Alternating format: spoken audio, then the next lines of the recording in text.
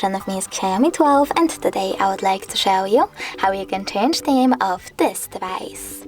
Firstly, go into settings, scroll down and choose themes. Now you need to select.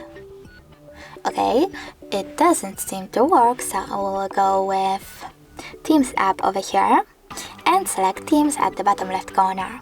Then tap on the search bar, type in wherever you wish to, like space, and tap on the best theme for you. I will go with that one, or maybe that one's cooler. Then select free over here, wait a bit and tap on apply.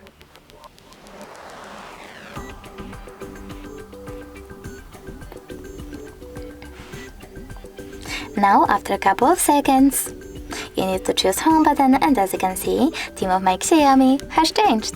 But you can always go into the default one by going into themes again, but this time choosing profile at the bottom right corner, clicking on themes, tap on got it, click on themes over here and apply one of your default your default themes by tapping on the best one for you, classic or limitless, and choosing apply.